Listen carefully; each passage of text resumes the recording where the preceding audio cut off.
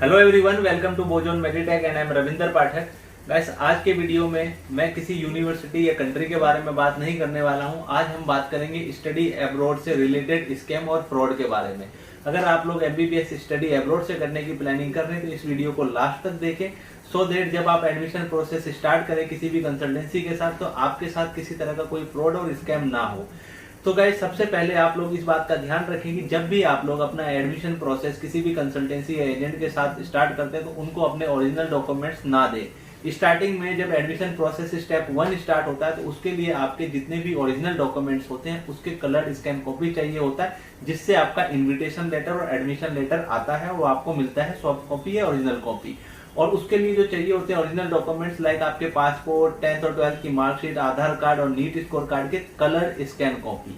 तो जब तक आप लोगों को आपके इनविटेशन लेटर की फोटो कॉपी या ओरिजिनल कॉपी नहीं मिल जाती है तब तक आप किसी भी कंसल्टेंसी को जिसके साथ आप एडमिशन प्रोसेस स्टार्ट कर रहे हैं उनको ओरिजिनल डॉक्यूमेंट्स ना दें और ना ही आप ये समझे कि आपका एडमिशन कंफर्म हो चुका है। क्योंकि जब आपका इनविटेशन लेटर आपको मिल जाता है सॉफ्ट कॉपी या हार्ड कॉपी, तब आप समझ सकते हैं कि आपका एडमिशन कंफर्म हो चुका है जिस मेडिकल यूनिवर्सिटी में आप एडमिशन लेना चाहते हैं। क्योंकि ये इस तरह से भी कई बार स्टूडेंट्स के साथ फ्रॉड हो जाता है कि अगर आप जिस मेडिकल यूनिवर्सिटी में एडमिशन लेने की प्लानिंग कर रहे हैं और लेना चाह रहे हैं उस मेडिकल यूनिवर्सिटी में एडमिशन ना करा के आपको उस मेडिकल यूनिवर्सिटी में एडमिशन करा दिया जाता है जहां वो एजेंट या कंसल्टेंसी चाहता है, जहां उनका प्रॉफिट ज्यादा होता है, जहां उनको कमीशन ज्यादा मिलता है। इसके लिए करते क्या है, अगर आप लोग अपना ओरिजिनल डॉक्यूमेंट्स उनको दे देते हैं तो वो ओरिजिनल डॉक्यूमेंट्स अपने पास रखता है और आपको बोलता रहता है कि हमने अप्लाई कर दिया, थोड़ा टाइम लग रहा है क्योंकि यूनिवर्सिटी काफी अच्छी है जिसमें आप जा रहे हैं, तो इस वजह से वो काफी चीजें हैं जो वेरीफाई कर रही है यूनिवर्सिटी।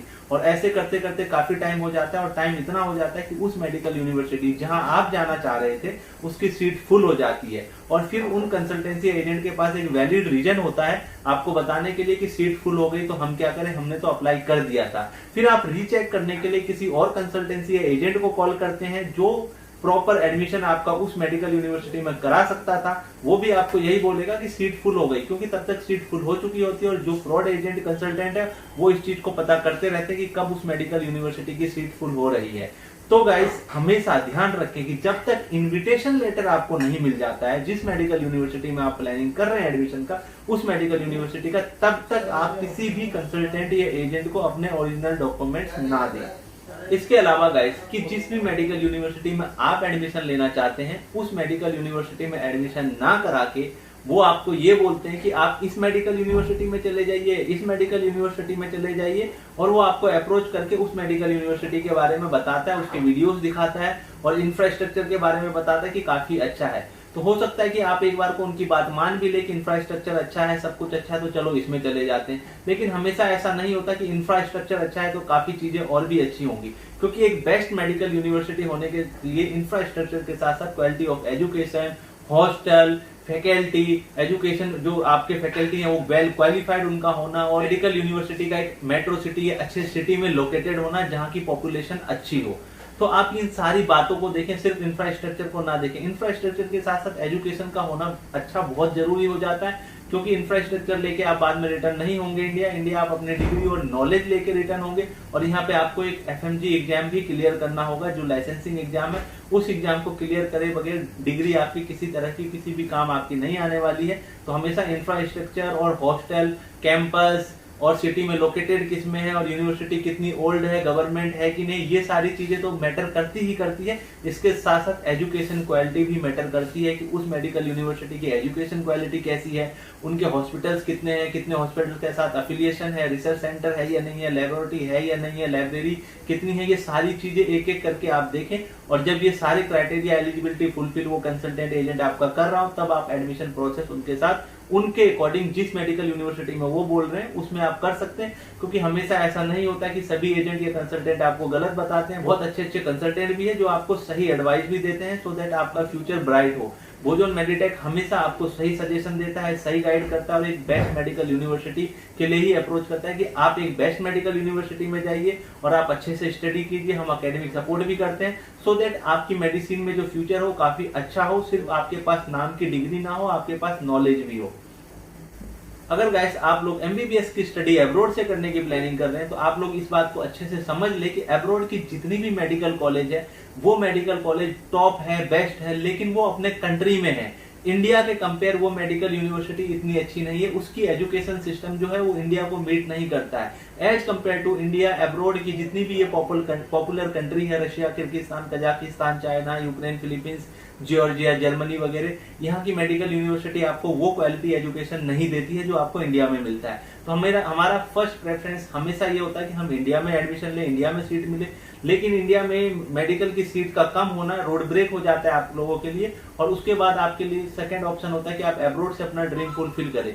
तो हमेशा इंडिया से कंपेयर ना करें। हाँ, लेकिन अगर आपको इंडिया में सीट नहीं मिल रही तो आप अब्रोड की एक ऐसी मेडिकल यूनिवर्सिटी चूज करें जो उस कंट्री की बेस्ट मेडिकल यूनिवर्सिटी टॉप हो, जहां आपको 100% अगर एजुकेशन नहीं मिल रही तो कम से कम 80 मिले, 70 मिले, बाकी 30-20 तो आप खुद से कॉप अप कर लेंगे, खुद से स्टडी करेंगे, और डेफिनेटली आप फ्यूचर में एक अच्छे डॉक्टर बनेंगे और लाइसेंसिंग एग्जाम भी फर्स्ट अटेम्प्ट में जब आप इंडिया रिटर्न होंगे तो आप क्लियर करेंगे।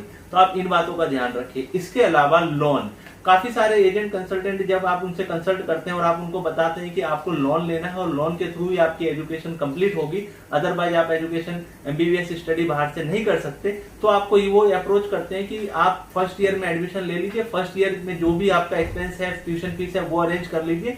नेक्स्ट ईयर से आपको जो लोन है वो यूनिवर्सिटी के एंड से प्रोवाइड करा दी जाएगी, यूनिवर्सिटी सारे डॉक्यूमेंट्स बना के देगी जिससे आपको आसानी से लोन मिल जाएगा। तो यहाँ समझने वाली बात है गाइस कि ऐसा कभी नहीं होता है। अगर आपको बैंक, इंडियन बैंक है, वो इंडियन गवर्नमेंट के अकॉर्डिंग चलती है, वो किसी अब्रोड गवर्नमेंट के अकॉर्डिंग नहीं चलती है, और अगर वो इंडिया में जो उनकी एलिजिबिलिटी क्राइटेरिया, अगर आप उन एलिजिबिलिटी क्राइटेरिया को फुल करते हैं फर्स्ट ईयर में तो आपको फर्स्ट ईयर में ही लोन मिल जाता है। अगर आप सेकंड ईयर के वेट में रहेंगे तो हो सकता है कि फर्स्ट ईयर में नहीं मिला तो सेकंड ईयर में भी नहीं मिलेगा, क्योंकि सेकंड ईयर में कुछ चेंज नहीं हो जाता है। हो सकता है कि जिस यूनिवर्सिटी में आप जा रहे हो वो यूनिवर्सिटी 1-2 आपके डॉक्यूमेंट्स एक्स्ट्रा आपको बना के दे दे, लेकिन उससे पहले आप बैंक में जाए, ब्रांच मैनेजर से मिले और उनको सारी चीजें एक्सप्लेन करें, और वो आपको कहता है कि हाँ सेकंड ईयर में हम लोन दे देंगे, तब आप स्टडी जर्नी आप स्टार्ट कर सकते हैं। अदरवाइज आप आइडिया ड्रॉप कर दें अगर आप लोन के लेके ही स्टडी कंप्लीट करना चाहते हैं, क्योंकि बहुत सारे ऐसे बच्चे होते हैं जो फर्स्ट ईयर में चले जाते हैं, फर्स्ट ईयर का जितना भी बजट होता है वो उनके पास होता है, सेकंड ईयर उनको लगता है कि लोन मिल जाएगा, लेकिन ऐसा होता नहीं। Because guys some time before मैंने एक वीडियो बना के पब्लिश किया था लोन पे, और उसके बाद मेरे पास कई सारे ऐसे कॉल्स भी आए जो बच्चे मुझसे पूछ रहे थे कि सर हम स्टडी कर रहे हैं, हमें लोन चाहिए। तो मैं सरप्राइज था कि आप जब फर्स्ट ईयर में गए तो आपने लोन अप्लाई क्यों नहीं किया। तब उन्होंने बताया कि सर फर्स्ट ईयर में हमने किया था लेकिन हमें मिला नहीं, और जिस कंसल्टेंट के थ्रू हमने एडमिशन लिया था उन्होंने बोला था कि सेकंड ईयर से डॉक्यूमेंट्स वगैरह जो यूनिवर्सिटी बना के देगी वो आप जब सबमिट कराएंगे तो आपको लोन मिल जाएगा।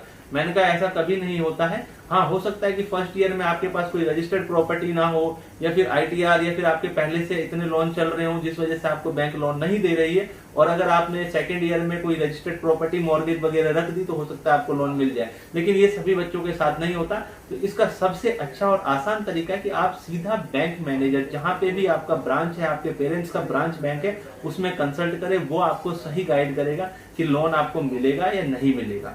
इसके अलावा गाइस जब आपका एडमिशन प्रोसेस कंप्लीट हो गया और अब आपने फ्लाई करना है तो टाइम आता है ट्यूशन फीस सबमिट करने का।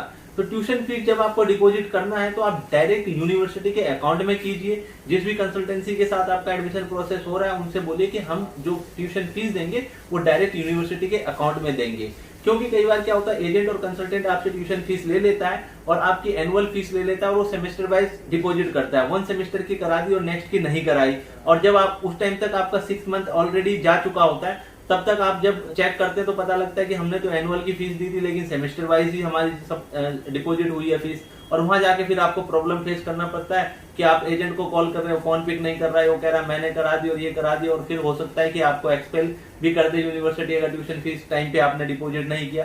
तो इसका सबसे अच्छा तरीका ये है कि आप डायरेक्ट ट्यूशन फीस करें। अगर आपको कैश में भी डिपॉजिट करना है तो आप खुद से यूनिवर्सिटी में जब आपका एडमिशन प्रोसेस कंप्लीट हो जाए तब वो जब वहां पहुंचते हैं तब सबमिट कराएं, या फिर जो बेस्ट और टॉप मेडिकल यूनिवर्सिटीज हैं इस टाइम वो सभी मेडिकल यूनिवर्सिटी डायरेक्ट अपने यूनिवर्सिटी अकाउंट में ट्यूशन फीस आपको बोलती है डिपॉजिट करने के लिए। तो यूनिवर्सिटी के जो भी बैंक अकाउंट है उसमें डायरेक्ट ट्यूशन फीस डिपॉजिट कराएं और उसकी रिसिप्ट ले जाके जब आप सबमिट कराएंगे तो वो अपने डाटा में एंट्री कर लेते हैं कि आपकी ट्यूशन फीस सबमिट हो गई for first year. Next year onward तो आप वैसे ही आपको सारा प्रोसेस पता लग जाता है, तो फिर आपको किसी की हेल्प की जरूरत नहीं पड़ती है। इसके अलावा गाइस हॉस्टल्स के नाम पे काफी फ्रॉड करते हैं एजेंट्स और कंसल्टेंट। आपको हॉस्टल के ऐसे वीडियोस दिखाएंगे जो ऐसा लगेगा कि किसी 5 स्टार होटल का है, लेकिन ऐसा नहीं होता। यूनिवर्सिटी के जो हॉस्टल्स होते हैं इतने सारे रूम्स होते हैं और सभी रूम्स के कंडीशन इतने अच्छे नहीं होते हैं। तो हो सकता है कि आपको ऐसे रूम्स भी मिल जाए जहां 4 सीटर हो, बंकर बेड हो, या फिर हो सकता है आपको ऐसे रूम मिले जहां सीनियर पहले रह के जा चुके हैं और रूम्स वगैरह डैमेज है, बाद में वो रिपेयर हो जाता है। लेकिन हमेशा आप एक्सपेक्ट नहीं कर सकते कि आपको एक बेस्ट ही रूम मिलेगा जो बिल्कुल वेल फर्निश्ड होगा जैसे आपको वीडियो में दिखाया गया है। तो इसलिए पहले ही मेंटली प्रिपेयर हो जाए कि आपको कैसे कंसल्टेंसी से बात करना है, क्या क्या चीजें पूछना है। और जो अगर वो कोई वीडियो दिखा रहा है कि ये वीडियो है और ये हॉस्टल्स है और ये वेल रेनोवेटेड हॉस्टल्स के रूम है, तो आप उनसे बोलिए कि एज इट जैसे आप वीडियो में दिखा रहे हैं क्या मुझे ऐसा ही रूम मिलेगा। वीडियो हमेशा उन्हीं रूम्स के बनते हैं जो रूम वेल रेनोवेटेड हो। आप लोग जब जाते हैं तो बहुत सारी ऐसी यूनिवर्सिटीज हैं जहां बंकर बेड है और एक एक रूम में 4-4 बच्चे रहते हैं, और कुछ कंट्री तो ऐसे हैं जहां 5-5, 6-6 बच्चे रहते हैं। और जितने बच्चे रहते हैं उनके अकॉर्डिंग रूम में इतना स्पेस नहीं होता है, तो वहां जब रहते हैं तो बहुत प्रॉब्लम हो जाती है। कुछ मेडिकल यूनिवर्सिटीज ऐसी हैं जो पहले दिन में बच्चे कम थे और जितने बच्चे थे मान लीजिए आज से 4 साल 5 साल पहले, उनके अकॉर्डिंग हॉस्टल रूम्स वगैरह काफी अच्छे थे, 2-2, 3-3 बच्चे रहते थे। लेकिन एट प्रेजेंट उनमें बच्चे बहुत ज्यादा हो गए हैं, ओवर क्राउड हो गया हॉस्टल में, लेकिन हॉस्टल के रूम नहीं बढ़े। अब जितने रूम्स थे पहले उसी रूम्स के अकॉर्डिंग उन्होंने वॉशरूम बनाया, किचन बनाया, और बच्चे तो इंक्रीज हो गए लेकिन वॉशरूम और किचन इंक्रीज नहीं हुआ। तो आप समझ सकते क्राउड ओवर क्राउड है, तो सुबह मॉर्निंग में जब आप वॉशरूम जाएंगे तो आपको वेट करना पड़ सकता है। किचन में जब आप कुकिंग करने जाएंगे तब भी आपको वेट करना पड़ सकता है। तो ये सारी प्रॉब्लम्स जब आपके साथ होगी तो आपकी स्टडी तो एक जगह रहेगी, लेकिन आप इन सारी प्रॉब्लम में ही ट्रेवल करते रह जाएंगे और कहीं ना कहीं इससे आपकी स्टडी जो है वो हैम्पर होगी। तो सबसे पहले ये जितनी भी चीजें हैं आप अच्छे से क्लियर करें, उसके बाद अपनी स्टडी जर्नी स्टार्ट करें। इस तरह के कई फ्रॉड, कई स्कैम होते हैं। और गाइस ये सभी बातों का आप ध्यान में रखें। इन सभी बातों को ध्यान में रखते हुए एक बेस्ट मेडिकल यूनिवर्सिटी चूज करें, एक बेस्ट एजुकेशन कंसल्टेंट चूज करें जो आपका हैसल फ्री आपका एडमिशन कराए, और एडमिशन के साथ साथ आपकी इनिशियल प्रॉब्लम जितनी भी है उनका सॉल्यूशन दे। क्योंकि जब आप स्टार्टिंग में किसी भी कंट्री और किसी भी मेडिकल यूनिवर्सिटी में जाते हैं तो इनिशियल प्रॉब्लम तो होती ही होती है। आप ऐसे भी समझ सकते हैं कि आपका मान लीजिए एक हाउस है, आपने दूसरा हाउस, आपके पेरेंट्स ने दूसरे हाउस में शिफ्ट कर लिया, तो जब आप खुद दूसरे हाउस में अपने ही जहां भी जिस सिटी में रह रहे हैं या सेम कंट्री में रह रहे हैं वहां जब शिफ्ट हो रहे हैं तब भी तो प्रॉब्लम होती है। स्टार्टिंग में हमें कुछ चीजें हैं नहीं मिल रही है, हम ढूंढ रहे हैं सारी चीजें, फिर धीरे धीरे डे बाय डे हम वहां पे एडजस्ट हो जाते हैं। तो सेम कंडीशन अब्रॉड का भी है, यूनिवर्सिटी हॉस्टल का भी है। जब आप जाएंगे तो प्रॉब्लम्स होगी, लेकिन प्रॉब्लम का सॉल्यूशन होना चाहिए। इसके अलावा गाइस कभी भी किसी भी कंसल्टेंट को एक्स्ट्रा फैसिलिटी के नाम पे कोई भी एक्स्ट्रा पे ना करे, क्योंकि बहुत सारे ऐसे कंसल्टेंट और एजेंट हैं जो एक्स्ट्रा सर्विसेज देने के नाम पे आपसे एक्स्ट्रा चार्ज कर लेते हैं। जो भी एक्स्ट्रा सर्विसेज दे रहे हैं वो अगर बोल रहे हैं कि मैं आपको एफएमजी कोचिंग दूंगा, अगर मैं आपको क्लासेस दूंगा और उसके बदले में हम अभी आपको ये चार्ज कर रहे हैं, तो आप क्लियरली मना कीजिए। उनको बोलिए कि मेरा जो एडमिशन आप करा रहे हैं इसके बदले जो भी चार्ज है आपके यूनिवर्सिटी तक मैं हैसल फ्री पहुंच जाऊं, मेरी study journey hassle free start हो जाए, और जो भी इनिशियल प्रॉब्लम है वो सारा आप फिक्स करके देंगे। तो इसके बदले जो चार्जेस हैं वो बताइए, वो प्रोसेसिंग फीस आपकी कितनी है। बाकी जो चीजें हैं वो जब आप देंगे और हमें अच्छा लगेगा तब हम आपको उस चीज का पैसा पे कर देंगे। लेकिन एट प्रेजेंट सिर्फ मुझे एडमिशन चाहिए और हैसल फ्री एडमिशन चाहिए, और मैं जिस मेडिकल यूनिवर्सिटी में एडमिशन लेना चाह रहा हूँ उस मेडिकल यूनिवर्सिटी में एडमिशन मेरा होना चाहिए। बहुत सारे ऐसे बच्चे हैं जो आजकल YouTube पे वीडियो बना रहे हैं, तो आप में से बहुत बच्चे ऐसे हैं कि उन यूट्यूबर्स जितने भी स्टूडेंट्स हैं अब्रॉड के उनके कांटेक्ट में आ जाते हैं और आप लोग उनसे पूछते हैं कि भैया आप मेडिकल यूनिवर्सिटी में पढ़ रहे हैं, ये मेडिकल यूनिवर्सिटी अच्छा है या नहीं है, हमें क्या करना चाहिए, मैं इस कंसल्टेंट के थ्रू एडमिशन ले रहा हूँ। तो डेफिनेटली वो बच्चा आपको कुछ ना कुछ मिसगाइड करेगा ही करेगा, क्योंकि सभी बच्चे जितने भी यूट्यूबर्स हैं वो सभी अच्छे नहीं है। क्योंकि जितने भी यूट्यूबर्स हैं वो आपको सही चीजें नहीं बताते। बहुत सारे यूट्यूबर्स हिडन एजेंट हो चुके हैं, वो आपको बोलेंगे कि नहीं इस कंसल्टेंट से आप एडमिशन मत लो, इससे ले लो, ये बेस्ट है, ये बेस्ट है। बहुत बच्चे हैं ऐसे जो आपको मिसगाइड करते हैं, लेकिन कुछ ऐसे बच्चे हैं जो अच्छे बच्चे हैं, उनकी क्वांटिटी बहुत कम है और बहुत जेन्युइन बच्चे हैं, वो आपको गाइड भी करते हैं और बताते भी हैं, लेकिन वो आपको कभी नहीं फोर्स करेंगे, अप्रोच करेंगे कि आप इसके थ्रू एडमिशन लो, इसके थ्रू लो। वो अपना एक्सपीरियंस बताएंगे और जेन्युइनली बातें बताएंगे कि कहाँ गलत है और कहाँ सही है। ये सारी चीजें आपने खुद से एक बार दिमाग लगा के सोचना है कि क्या ये जो बच्चे जिससे मैं बात कर रहा हूँ, कंसल्ट कर रहा हूँ, क्या ये बच्चा मुझे सही बता रहा है या गलत बता रहा है। और किसी भी कभी भी एक बच्चे पे ट्रस्ट ना करें। देखेंगे आप 3-4 बच्चे यूट्यूबर से 3-4 को कॉल करेंगे तो आपको पता लग जाएगा यार वो कुछ बता रहा है, ये कुछ बता रहा है, ये कुछ बता रहा है, क्या करूं। तो इससे अच्छा है कि खुद से डिसीजन ले, एक अच्छे कंसल्टेंट को चूज करें जो आपका हैसल फ्री एडमिशन भी करा रहा है, सारी चीजें करा रहा है। अगर आप खुद से स्ट्रॉन्ग रहेंगे, अच्छे से बात करेंगे और किसी के थ्रू मिसगाइड नहीं होंगे तो आपकी स्टडी हमेशा हैसल फ्री होगी। आप पे कर रहे हैं, आपका फ्यूचर है 6 ईयर 5 ईयर का जो आपका कोर्स है, उसके बदले आपका 30-35 लाख आप देते हैं 6 ईयर में, आप प्रोसेसिंग फीस दे रहे हैं, तो आपको जेन्युइन चीजें मिलनी चाहिए। आपको जो भी कंसल्टेंसी चार्ज कर रहा है तो उसका काम है कि जिसके बदले वो आपसे पैसा ले रहा है वो उसके बदले वो आपको जो उनसे चाहिए वो सही मिले, परफेक्ट मिले और किसी तरह की कोई गलत ना हो। अगर मुझे लगता है कि अगर आप लोग खुद से एक अच्छी तरीके से सोच समझ के और सही डिसीजन लेंगे, अच्छे कंसल्टेंट को चूज करेंगे, तो मुझे नहीं लगता किसी तरह का फ्रॉड होगा, स्कैम होगा। तो ये चीजें हैं कि आपको खुद से भी सोचना है और हमेशा ध्यान रखना है कि अब्रॉड जा रहे हैं वो सेकंड ऑप्शन है, सेकंड मेथड है। हार्ड वर्क करना है, सेल्फ स्टडी पे ज्यादा फोकस करना है, क्योंकि अदर कंट्री में जा रहे हैं, वहां की क्लाइमेट डिफरेंट है, वहां पे बीमारियां डिफरेंट है, और ये सारी चीजें मिलके क्या करता है आपको कहीं ना कहीं वहां उस कंट्री के अकॉर्डिंग आपको एकेडमिक मिल रही है, जो बाद में आपको कॉप अप करना है इंडिया के अकॉर्डिंग, और यहाँ पे आपने प्रैक्टिस करना है, यहाँ का लाइसेंसिंग एग्जाम देना है। तो आप हमेशा एक अच्छा कंसल्टेंट चूज करो जो आपको गाइड करे, मेंटली प्रिपेयर कर दे कि नहीं जो है,